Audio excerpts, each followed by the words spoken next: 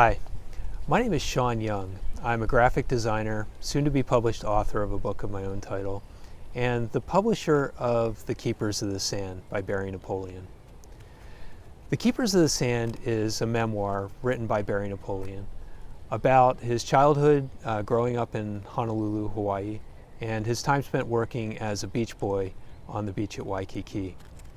Given my involvement with the publication of his book, I wanted to take a few minutes to sit down here and talk about some of the things that I personally found to be worthwhile and enjoyable about his story.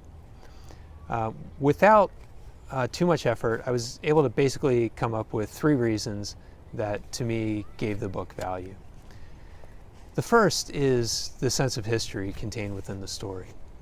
The time when Barry lived and worked on the beach at Waikiki, it's a time, and really it's a place that doesn't exist anymore. You can go to Waikiki today, you can stand on the beach, you can walk down Kalakaua Avenue, but obviously it's a much different place now than it was during like the 1940s, 1950s, 1960s, and even the 1970s. And there were many times during the course of reading The Keepers of the Sand when I almost felt like I was transported back to that place and time. When things were simpler, when they just moved at a little bit slower pace, and there just seemed to be more sense to things. I like that kind of historical quality to the story, and really, the book almost in its entirety, it almost seemed like a sort of a historical artifact. This kind of document of the way things were, and to me, I not only found that to be very interesting, but something to be that I thought was something worth preserving and worth sharing as well. So the second thing that I really enjoyed about The Keepers of the Sand was that there's like a raw quality to the story. Barry was a lot of things. He was a surf instructor, he was a canoe paddler, he was a lifeguard, he was an entertainer, he was a babysitter at times, he was a businessman, he was even an artist. But one thing I guess he kind of was a writer, and by that I mean he wasn't one of these people that spent his life and his career refining this craft of writing in order to become great at it. His book really came about because he had a history that he wanted to tell, and writing was just a way to communicate it.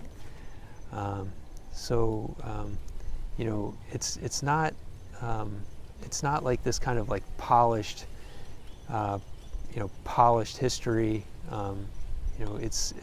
There's a raw quality to it, and it seems kind of unrehearsed. It doesn't hold back, and I like that. I like that.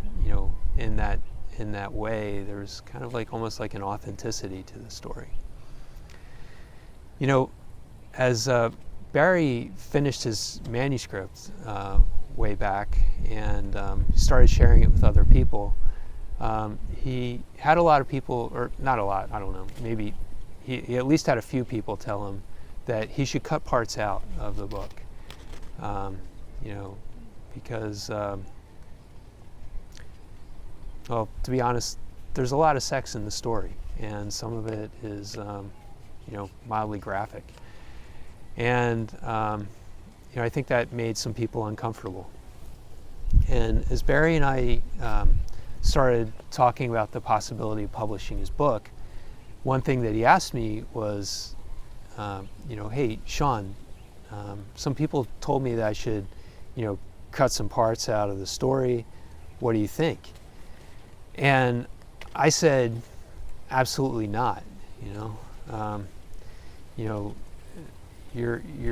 I told him, your story is your story, and you shouldn't censor it because it makes some people uncomfortable. And I think that's one thing that also, like, I kind of liked about reading it. I've read several histories of Waikiki Beach Boys, books, magazine articles, things on the internet, but I don't think any of them really talked about this kind of part of the history with such with such straightforwardness. There were like a lot of casualties of the lifestyle, not just Beach Boys, but people that associated with them. And the book kind of gets into that, at times. And I personally like that. I like that it's not a kind of story that checks itself because it doesn't fit in with maybe like the view of history that we want to tell ourselves, or that we want to have. It doesn't. It kind of challenges, this kind of rosy picture of the way things were.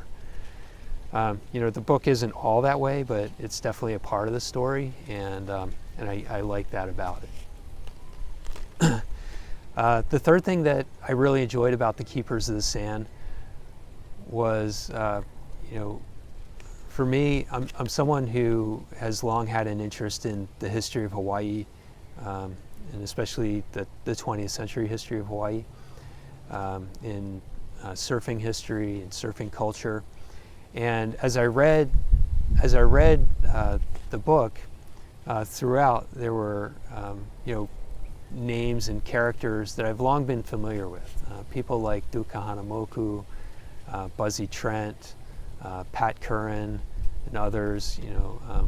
Definitely a few of these kind of surfers that came over to Hawaii from California in the 1950s.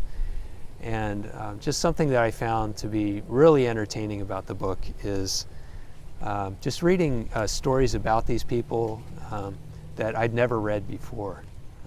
In the course of reading Barry's book, I felt like my world grew a little bit and became a little bit bigger.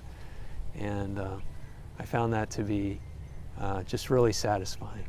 So, in general, The Keepers of the Sand is an easy book to read. The chapters, for the most part, are pretty short. It's the kind of book that you could take on a 6-hour plane flight and finish by the end, or read on a day on the beach, or even just a couple of sittings in a comfortable reading location. Overall, I found it to be just a really interesting, fun, and enjoyable walk through the history. If you're watching this video during the time of our Kickstarter campaign, I hope you'll find ways to become involved and support the publication of the book. And from myself, from Barry, and from everyone else involved, we look forward to putting a copy of this book in your hands very soon. So, thanks for taking a few minutes to watch this video, and we look forward to being in touch again soon. Aloha.